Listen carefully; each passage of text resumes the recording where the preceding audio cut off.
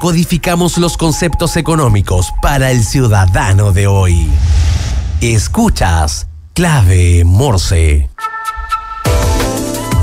9:33 de la mañana, avanza el día y se me olvidó preguntarle a Victoria Paz cómo había estado la efervescencia con el Super Bowl en Estados Unidos, ya que ella está en Nueva York, aunque esta vez no era Nueva York, creo que era Nueva Orleans, pero obviamente es un eventazo, especialmente para los ciudadanos norteamericanos. Mientras tanto, aquí en Chile les quiero contar que si están buscando una nueva administración para su edificio, pueden entrar a administradoreschile.cl, la base de datos de administradores de edificios y condominios más grande a lo largo del país, capacitados con el uso de la plataforma para administradores Comunidad Feliz y con conocimientos de la nueva ley de copropiedad 21.442. Entra a administradoreschile.cl, llena el formulario y te enviaremos gratis 3 opciones de administradores de edificios para que tú elijas la que más te acomoda. Una comunidad bien administrada es una comunidad feliz. Y la tecnología que permite exportar y vender tus productos en marketplaces internacionales, conecta, publica y gestiona integradamente muchos canales a través de una sola plataforma. Encontrarás distintas herramientas para optimizar y eficientar tus ventas globales. Exportar y vender en marketplace nunca fue tan fácil. Conectamos Latinoamérica con el mundo. www.labglobal.io. Las noticias que debes saber. Titulares en Clave Morse. La PGU, la famosa PGU, cumple 3 años con más de 2,5 millones de beneficiarios. Aumentando más o menos en 138.000 personas en 2024. El gasto estatal subió 11% respecto al año anterior y desde febrero el monto del beneficio alcanzó 224.004 pesos mensuales.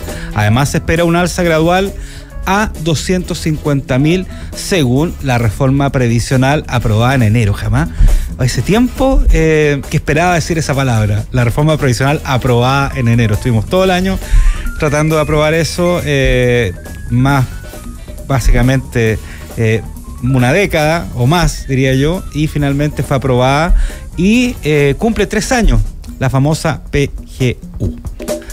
Y por otro lado, el presidente Milei, Javier Milei, firmó un decreto para privatizar la empresa estatal Belgrano Cargas y Logística, que opera 3 líneas ferroviarias de carga. La medida forma parte de su plan de desregulación económica que contempla la venta de 6 empresas estatales, incluyendo AISA y SOFCE. Además, la ley aprobada en 2024 permite la entrada de capital privado en sectores estratégicos como la energía y el transporte. Y a este lado de la cordillera, el sector minero se vuelca al mar.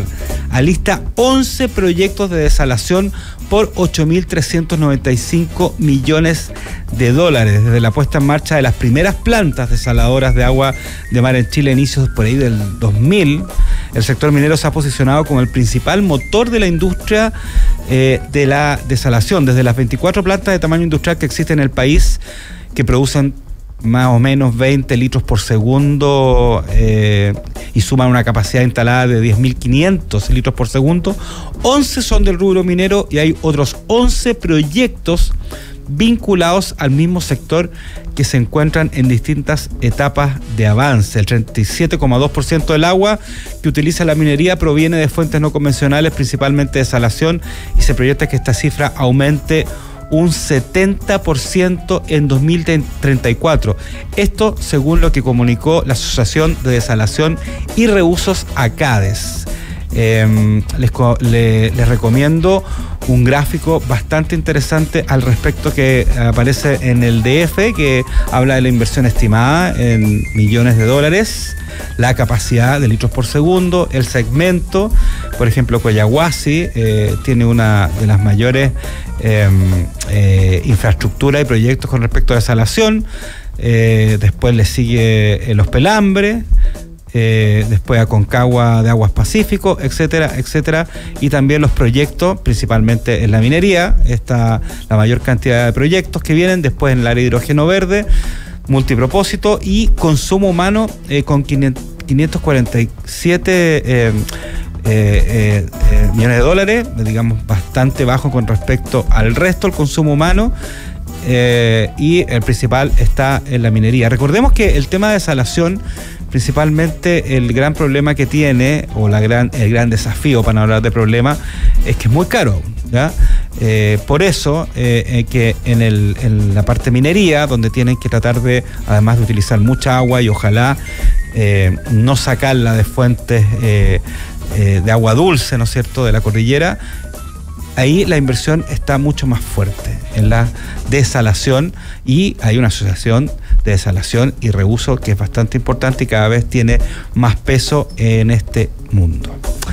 Vamos entonces con nuestra segunda entrevistada de este día lunes en Clave Morse. Está en el estudio de Radio La Clave Giselle Chambías, que es contador público y auditor, Chamblas, perdón, ¿cierto? Sí, perdón. Chamblas, contador público y auditor de la Universidad de Valparaíso, especialista además en tributación de auditeris.com. ¿Cómo estás, Giselle? Todo bien, Daniel, muchas gracias. Qué bueno.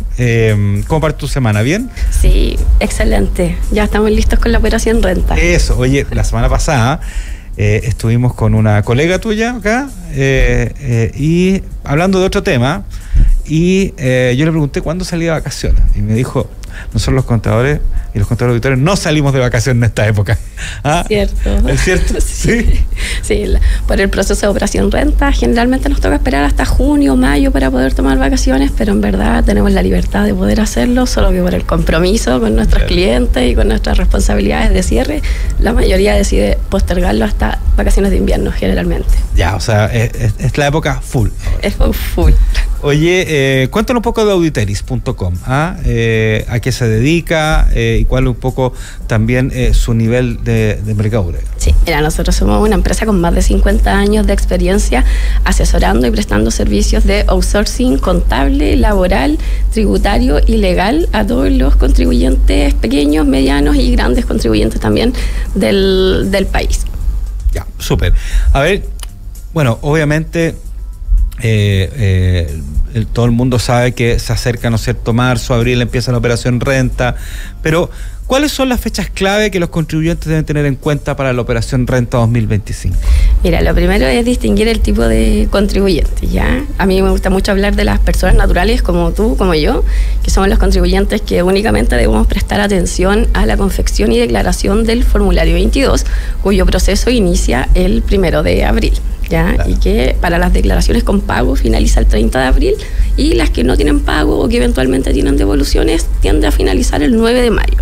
Si bien el Servicio de Impuestos Internos aún no ha publicado el calendario oficial, en base a la experiencia de años anteriores, los contribuyentes que declaren hasta la primera quincena de abril van a obtener una devolución anticipada de impuestos y los que declaren en el segundo periodo ya entran para las devoluciones del 30 de mayo. Y por el lado de las empresas o contribuyentes de la primera categoría, ellos tienen que estar atentos a partir del 1 de marzo, que es cuando empiezan los vencimientos de las declaraciones juradas, que son un cumplimiento accesorio al formulario 22, ¿ya?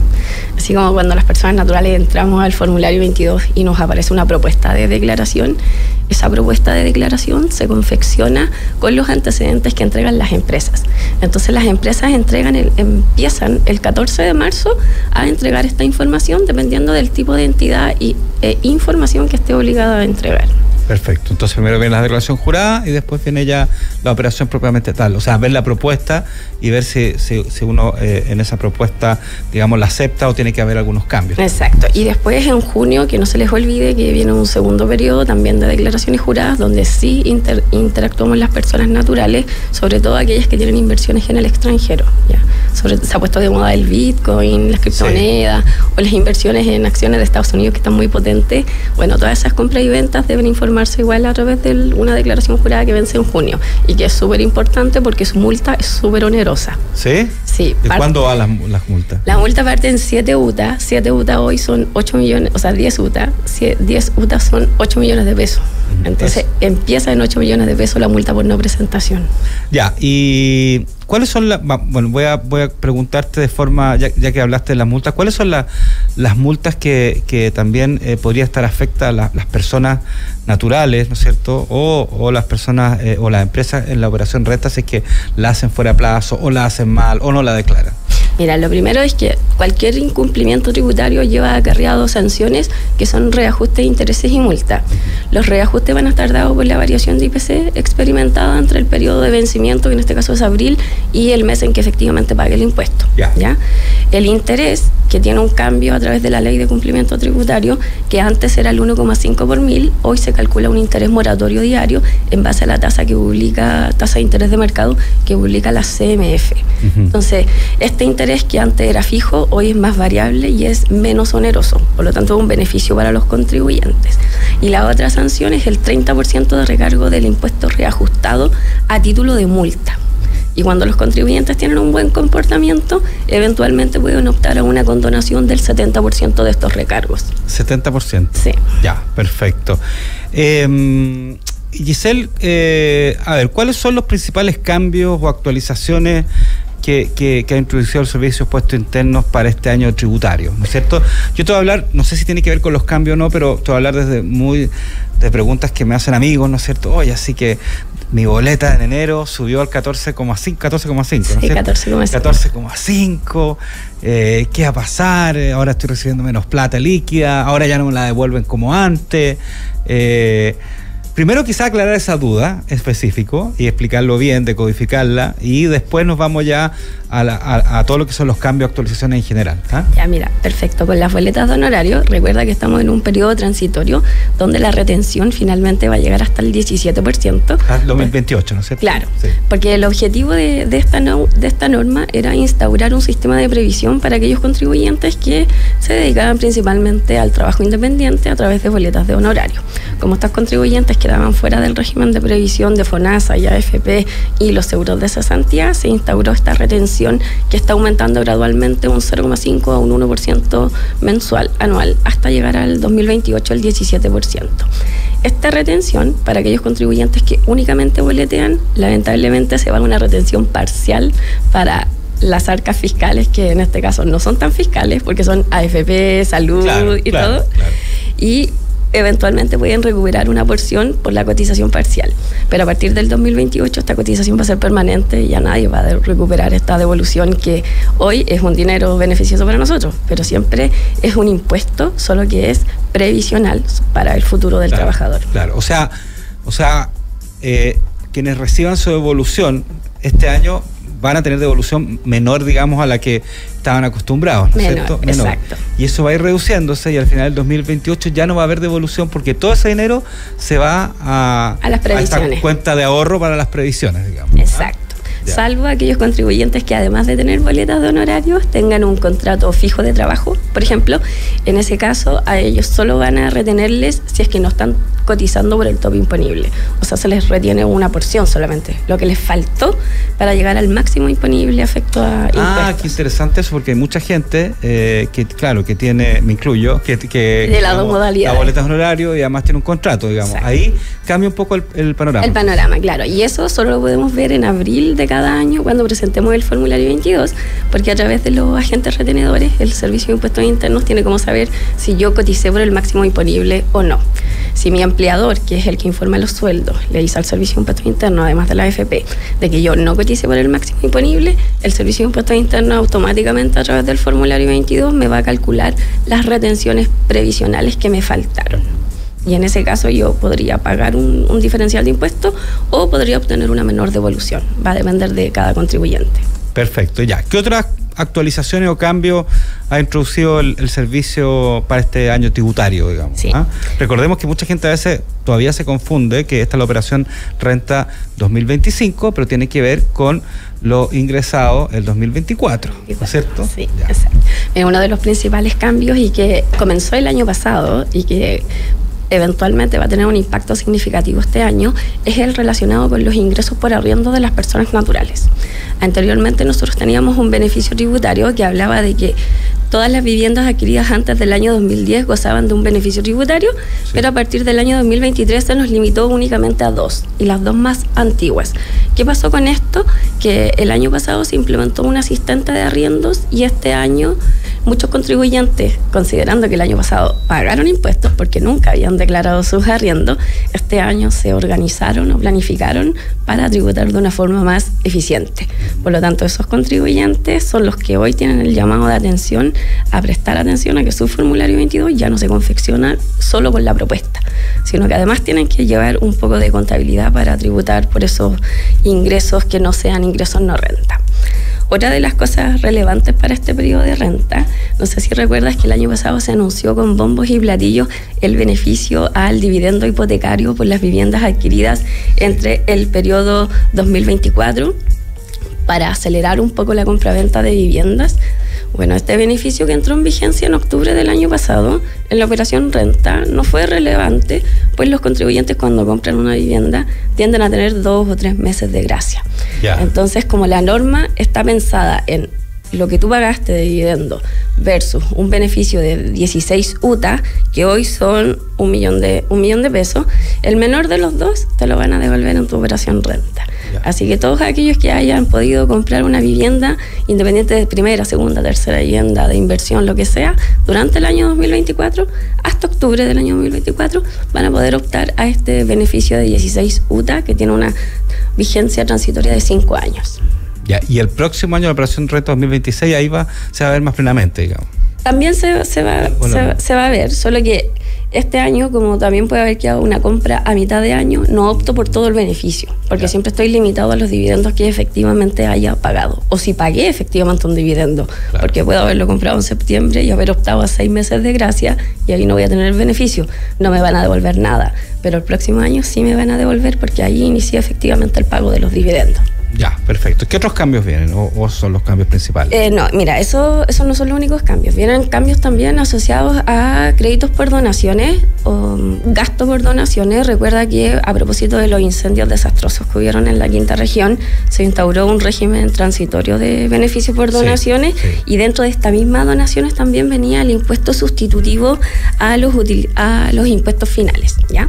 Me voy a tomar unos minutos para explicarte esa norma. Absolutamente. La gracia de este programa es decodificar los temas, explicarlo en simple, así que tranquila. Acá tenemos dos tipos de efectos relevantes. El primero es para las empresas que se acogieron en parte al impuesto sustitutivo, porque los que hayan pagado el impuesto hasta diciembre del año 2024, en abril del 2025 van a tener que informar en su formulario 22 un ajuste en su registro tributario por estas rentas que se acogieron al impuesto sustitutivo, que en definitiva fue pagar hoy el impuesto que le correspondía pagar a los socios cuando retiraron la utilidad, para que cuando ellos retiren no tengan que tributar.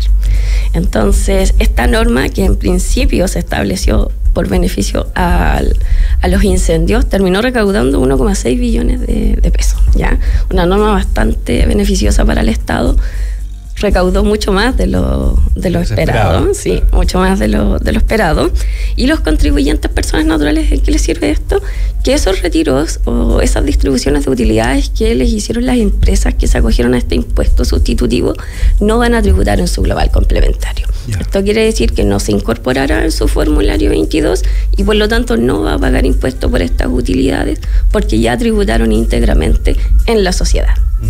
Eso es súper importante porque muchos contribuyentes proyectan sus retiros en base a estos beneficios.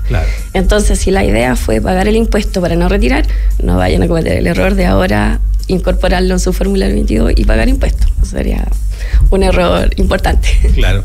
Oye, ¿qué hay de tú hablaste de la gente que, ¿no es cierto?, que el tema de los arriendos, las propiedades, ¿no es cierto?, pero que hay también de otros temas, por ejemplo, quienes tienen ingresos por inversiones, compra-venta de acciones, también las criptomonedas que mencionaste delante, que ahí también aplican algunos cambios o qué es lo que tienen que estar pendientes esas personas que tienen esos ingresos por inversiones, acciones o criptomonedas. Es súper interesante el tema de las inversiones. Yo me declaro fans, pero no soy tan sabionda de la materia financiera, solo tributaria. La parte tributaria, sí. O sea, tampoco te arriesgas mucho con inversiones. Sí, sí. Pero mira, estas personas primero tienen que hacer una distinción súper importante, que no es lo mismo transar en Chile que transar en el extranjero. ¿ya? Cuando yo tengo trading de acciones, por ejemplo, en sociedades chilenas que cotizan en el IPSA, es altamente probable que estas acciones, si yo obtuve una utilidad entre todas las compras y todas las ventas, obtuve una utilidad, esa utilidad se puede afectar con un impuesto único del 10%. Claro. Sea yo una empresa o sea yo una persona natural, porque es un impuesto único, es un régimen especial. Pero si yo estoy transando en el extranjero, independiente de que yo sea persona natural o sea persona jurídica, yo voy a tributar por estas rentas primero en primera categoría y luego en el impuesto global complementario. Tú me podrías preguntar, pero Giselle, ¿esto qué significa? ¿Es el mismo formulario? ¿Es otro formulario? ¿Es otro procedimiento? No, es el mismo formulario, solo que nuestro formulario 22 está estructurado con ciertos recuadros, ciertas líneas, donde yo indico las rentas globales afectas al impuesto final. Por eso se llama impuesto global complementario, porque agloba todas las rentas. Y por otra parte tengo que llenar un recuadro de las rentas de la primera categoría. Y las rentas de la primera categoría tributan en el global complementario, solo que hay un mecanismo de crédito para que no se genere doble tributación, pero tributa en otro régimen. Entonces, cuando yo tengo trading en el extranjero, debo determinar las ganancias en base a unas reglas distintas a las reglas nacionales. ¿Y las criptomonedas? Las criptomonedas también entran en estas reglas especiales, sí. Generalmente los contribuyentes tienen una billetera, un wallet, donde nosotros sacamos todo el historial de trading para poder determinar la renta afecta a la primera categoría y el impuesto global complementario. Cuando soy persona natural, es con ambos impuestos. Ya, claro. Y cuando soy persona jurídica, es solo con el impuesto de primera categoría. Perfecto. Estamos hablando con Giselle Chamblas, que es contadora auditora, contadora pública y auditor de la Universidad de Valparaíso, además especialista en tributación, que nos está quedando clarísimo que eres especialista en tributación, ¿no es cierto?, de auditeris.com.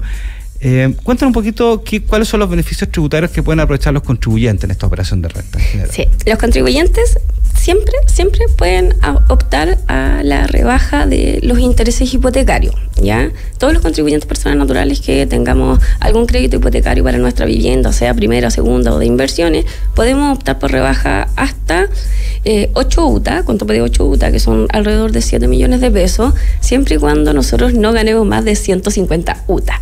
150 UTA son anuales 120 millones de pesos, ¿ya?